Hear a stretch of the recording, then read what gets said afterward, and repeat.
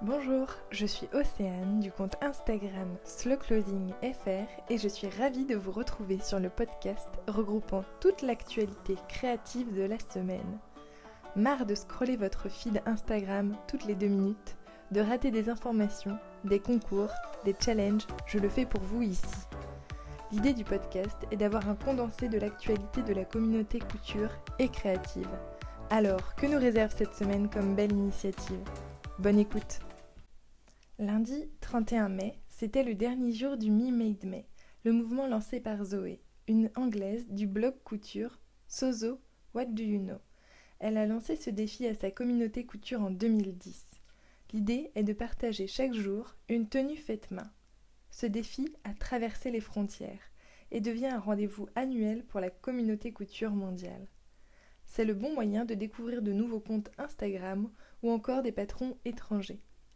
Dans son blog, Zoé décrit le challenge comme un moyen d'encourager les gens qui font leurs propres vêtements à développer leur relation avec leur propre garde-robe. Zoé précise que le but n'est pas juste de faire une photo et de la poster sur Instagram, mais bien de porter le vêtement toute la journée, pour apprendre sur notre propre style, notre corps, notre créativité et soi-même. Je n'ai pas participé cette année, alors j'ai demandé à l'une d'entre vous de nous en parler. Écoutons Noueuse, du blog Noueuse d'aiguille. Alors, je m'appelle Noueuse, je couds depuis 15 ans. J'avais le blog Noueuse Aiguillette. Et donc, j'aimerais parler du Me Made Day, auquel je participe depuis quelques années. Alors, je l'ai fait l'année dernière pendant le confinement, avec un peu plus de sérieux. J'ai eu un peu de difficulté à le faire de façon très très régulière. Mais le confinement l'année dernière m'a aidé justement à être un petit peu plus sérieuse. Alors, je trouve que c'est une excellente initiative dans le sens où on a toujours tendance en fait à prendre le vêtement enfin à choisir la facilité.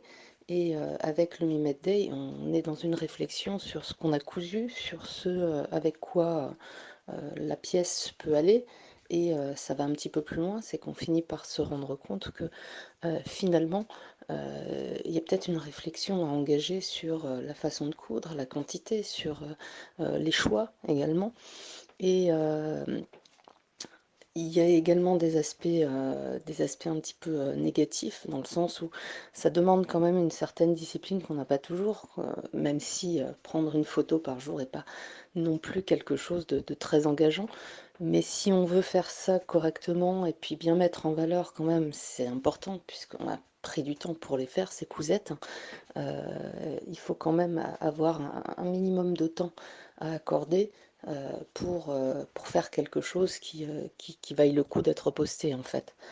Donc voilà, c'est quelque chose qui peut aussi être un petit peu artificiel dans le sens où, euh, comment dire, dans le sens où on va chercher absolument la pièce euh, à montrer une pièce différente, à montrer à chaque fois, et ça peut avoir cet effet pervers de je couds pour montrer une nouvelle pièce, je couds pour montrer une nouvelle pièce, etc. Voilà.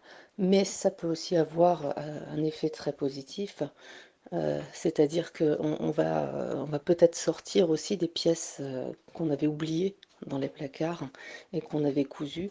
Euh, Après, il faut se poser la question aussi de pourquoi on l'avait oubliée, cette pièce finalement. Est-ce qu'on en avait réellement besoin? Donc ça engage un peu plus que le simple fait euh, de montrer ce qu'on a fait chaque jour, de montrer sa tenue. Jennifer, du compte Instagram Rose Capsule, a annoncé lancer une marque de modèles à broder. Je ne connaissais pas le concept, alors je lui ai demandé de nous l'expliquer. Hello Océane et merci de m'avoir invité sur ton podcast. Alors pour t'expliquer un petit peu mon cheminement jusqu'à Atelier Harley, j'ai commencé à y penser il y a un peu plus d'1 an maintenant. À ce moment-là, en fait, la broderie prenait une place de plus en plus importante dans mes créations, surtout depuis que je m'intéressais à comment revaloriser les chutes de tissu. Et en parallèle de mon métier de créatrice de vêtements sur mesure, je proposais déjà quelques broderies à la vente réalisées à partir des chutes de tissus de mes créations. Et petit à petit, je me suis prise de passion pour cette activité et j'ai commencé non plus seulement à réaliser des broderies à partir de chutes, mais aussi à broder mes créations cousues. Puis la broderie et surtout la création de motifs, c'était aussi une manière de renouer avec d'autres activités que je n'avais pas le temps et l'opportunité de pratiquer tant que ça en tant que créatrice de vêtements. Je pense par exemple au dessin. C'est typiquement l'activité qui me manquait, que je n'avais pas forcément le temps d'explorer à fond, même si voilà, je faisais quand même des croquis, etc. Mais c'était pas, je pouvais pas l'explorer autant que je le voulais. Alors quand j'ai décidé d'arrêter le sur-mesure en début d'année, notamment à cause du Covid, parce que c'était devenu très compliqué d'exercer mon métier, j'ai tout de suite pensé à faire quelque chose qui pourrait mêler à la fois la couture et la broderie. Et donc lancer Atelier Arly en proposant des modèles à broder, c'était pour moi la suite logique finalement. Et c'est finalement là où je me sens le plus libre de créer aussi. Le blog de Jennifer est très riche. Elle a un univers poétique et doux. Je suis ravie de voir qu'elle entreprend dans sa passion. La nouvelle collection Récits Célestes est à l'image de son blog et à retrouver dès aujourd'hui sur sa boutique Etsy. Mardi 1er mai, c'était le jour du lancement du challenge de juin de Makerist avec Atelier de Guillemette. Le challenge est de réaliser le patron Gaston, un modèle de maillot de bain une pièce. Il y a une semaine, Makerist avait réalisé un live pour lancer le challenge, temps nécessaire pour rassembler le matériel pour la réalisation de ce projet couture. L'idée du maillot de bain est d'être une pièce devant, avec des volants, et un dos très sympa avec 2 bretelles qui retombent sur le bas du dos. Le challenge débute le 1er juin et se termine le 30 juin. Un mois pour réaliser ce projet estival. Le patron est gratuit toute la durée du challenge et disponible de la taille 34 à la taille 52. L'idée du challenge est de coudre et de partager une photo sur Instagram. 4 personnes seront récompensées selon les différentes catégories. Le prix de l'humour, le prix de la mise en scène, le prix de la tenue et le coup de cœur du jury. Les 4 gagnantes recevront un lot comprenant une fouta de la marque Le Stoff, des baskets éco-responsables de la marque Ubac, je ne sais pas comment ça se prononce, ainsi qu'un bon d'achat de 50 € à utiliser sur Makerist. Donc, foncez. Pour ma part, j'ai déjà imprimé et assemblé le patron. Ce mardi était également un grand jour pour Marion du compte Instagram Vestiaire éponyme. Elle a, après 1 an de partage sur les réseaux sociaux de sa passion la couture, publié son premier livre de couture intitulé Coudre le wax. Alors pourquoi le wax ? J'ai demandé à Marion ce qui l'avait motivée à choisir cette matière, qui elle était, de nous en dire un petit peu plus. Et voici sa réponse. Bonjour à toutes et à toutes, donc moi je m'appelle Marion, je suis la créatrice de Vestiaire éponyme et donc aujourd'hui je vais vous parler un petit peu de Vestiaire éponyme et des nouvelles actualités et notamment de la sortie du livre Coudre le wax. Alors pour celles et ceux qui ne connaîtraient pas Vestiaire éponyme, donc c'est une marque qui est assez récente puisque je l'ai lancée en juin 2020 alors que je changeais un petit peu de vie puisqu'en fait je revenais m'installer dans le sud-est de la France d'où je suis originaire après avoir passé une dizaine d'années à vadrouiller entre la France et l'étranger. Et donc c'est à ce moment-là où je me suis un petit peu questionnée sur ce que j'avais envie de faire et où je me suis dit que j'avais envie de concrétiser un petit peu plus ma passion pour la couture en essayant de me lancer donc, dans une aventure entrepreneuriale, Vestiaire éponyme. Et c'est vrai qu'aujourd'hui je regrette mais pas du tout d'avoir osé franchir le pas parce que ça a été 1 an de surprise et de bonheur et donc je suis ravie d'en reparler un petit peu plus précisément avec vous aujourd'hui. Avant, je voudrais juste peut-être un petit peu parler du positionnement de Vestiaire éponyme et de ce que j'essaie de mettre en place. En fait, l'idée de Vestiaire éponyme m'est venue peut-être d'un manque en fait, à mes débuts, puisqu'en fait, quand j'ai commencé à coudre, forcément, je ne savais absolument pas patronner. Donc, comme tout le monde, j'ai acheté mes patrons auprès de créatrices. Je le fais toujours d'ailleurs, mais moins, puisque aujourd'hui, j'aime créer mes propres pièces. Mais donc, c'est vrai qu'avant, j'achetais les patrons d'autres créateurs ou de maisons de patrons. Et je me sentais parfois un petit peu prisonnière dans le sens où j'aimais bien ce top, j'aimais bien cette robe, j'aimais bien ce pantalon. Mais c'est vrai que j'aurais aimé un détail en plus ou des fois un détail en moins. Et je ne savais pas forcément comment m'y prendre pour transformer les pièces. Donc c'est vrai que je m'attelais simplement à la tâche de réaliser les patrons qu'on me donnait, même si j'aurais aimé quelque chose d'un petit peu différent.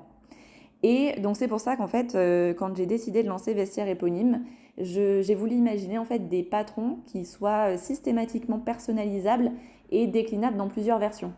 Donc ça peut être vraiment simplement des variations de style où par exemple on ajoute des fronces, on ajoute des volants, des rubans, des chevrons, comme c'est le cas pour Deauville.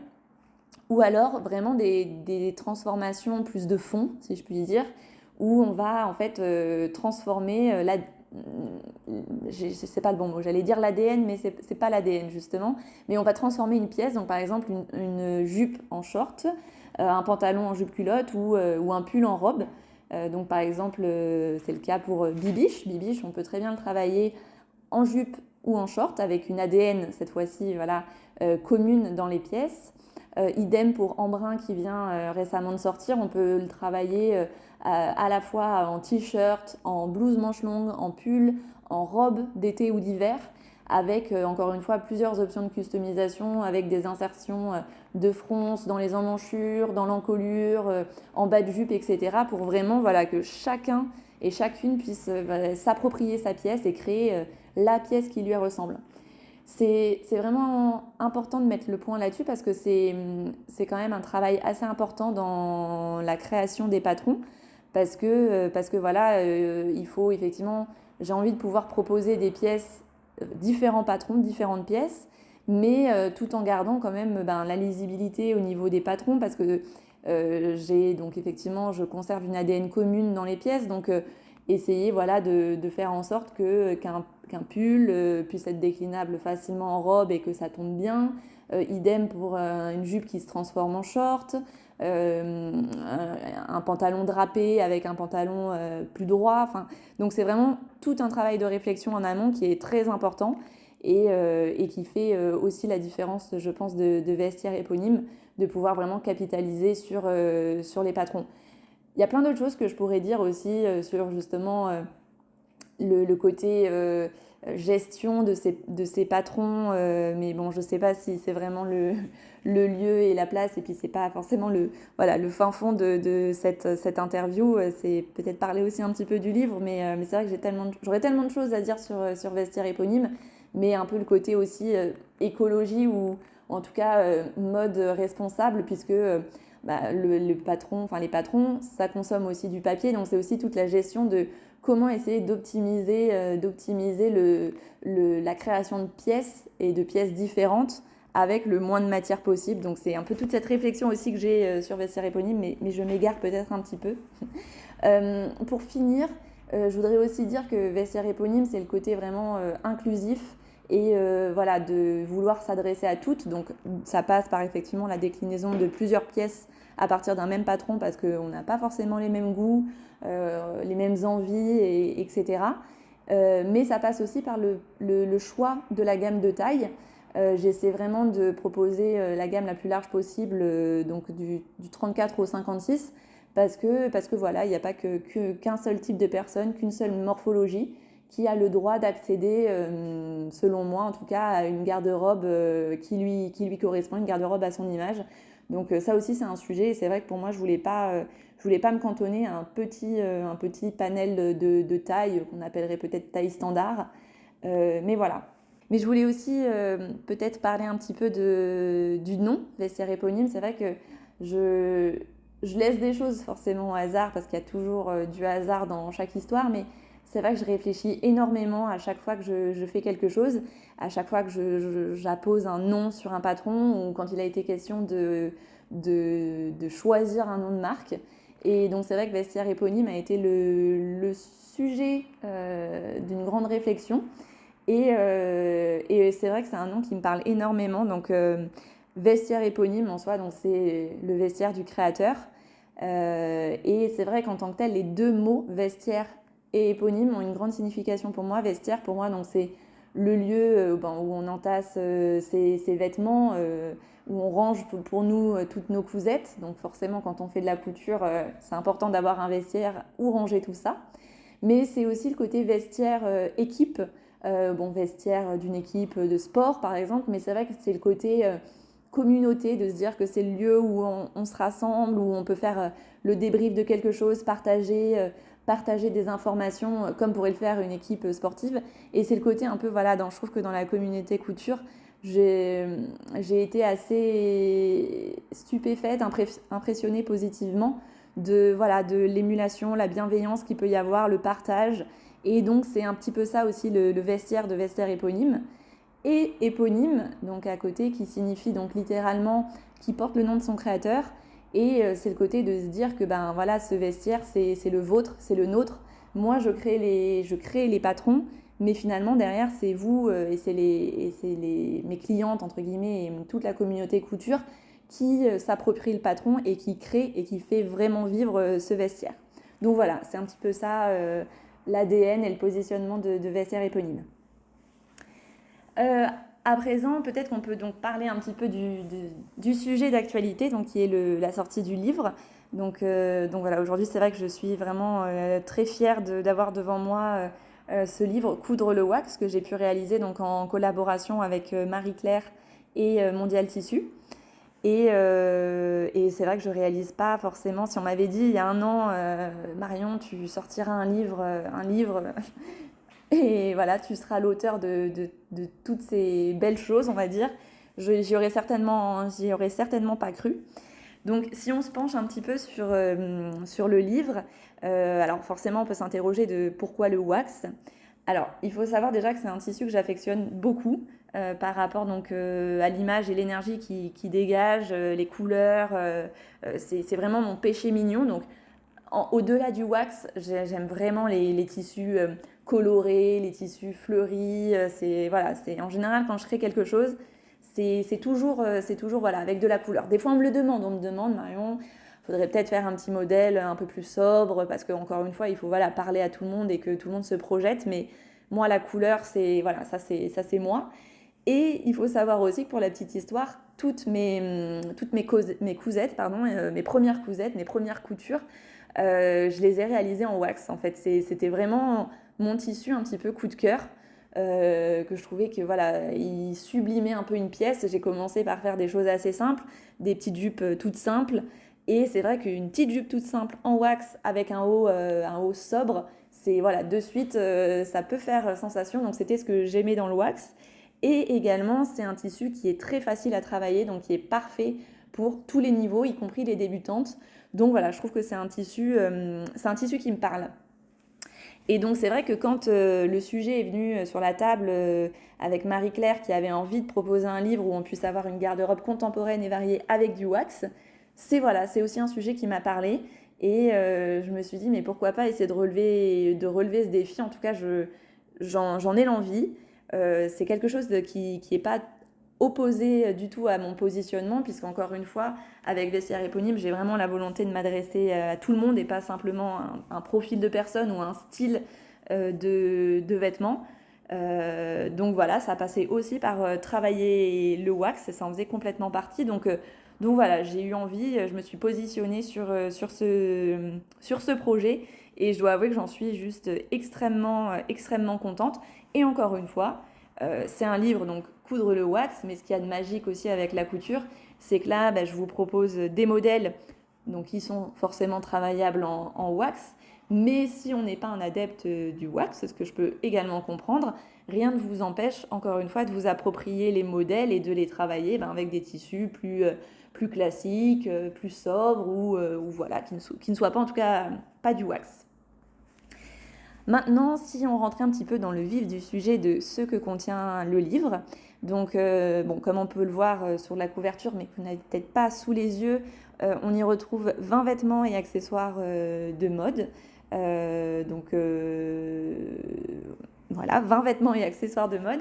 De la taille 34 à 48. Donc ça c'est un petit regret puisque moi j'avoue que j'aimerais avoir un panel de taille plus large, mais je ne désespère pas que ce soit disponible dans un avenir plus ou moins proche dans des plus grandes tailles. Et donc voilà, donc vous retrouvez des jupes, un short, des tops, un pull, des robes, 2 pantalons et 3 accessoires. Et ce sont vraiment des modèles où j'ai pris le temps et le soin de développer chacun d'eux avec vraiment le souci du détail. Donc un petit nœud par là, une coupe asymétrique, des emmanchures divers et variés.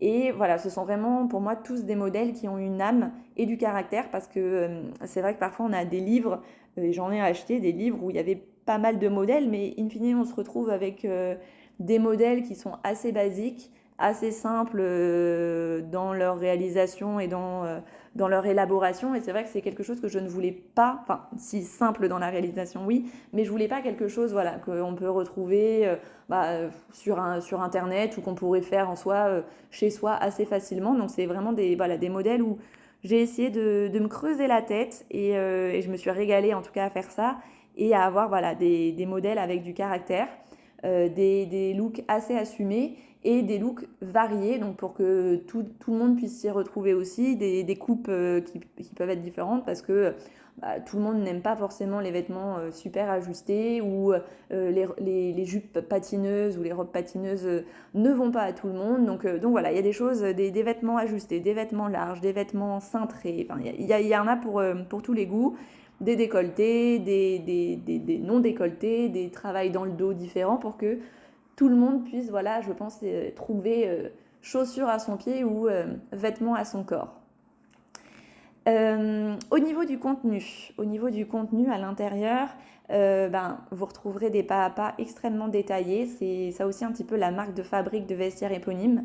J'accorde énormément de temps à l'élaboration des manuels de montage pour être donc le plus didactique possible et encore une fois donc m'adresser à tout le monde et même aux plus débutantes. Vous retrouverez des schémas et des explications les plus détaillées possibles pour chaque étape de montage pour essayer donc que votre expérience couture soit la plus fluide possible. Voilà, je pense que j'en ai dit pas mal. J'aime beaucoup parler, donc j'espère que tout ça ne sera pas trop long. Et j'espère surtout vous avoir donné envie de découvrir ce livre. Ça a été vraiment pour moi un plaisir de réaliser du début à la fin une expérience assez unique.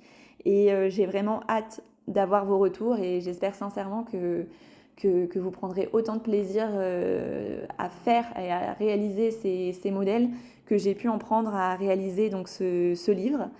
Et voilà, j'ai plus qu'à vous souhaiter une très très bonne continuation, de très bonnes cousettes.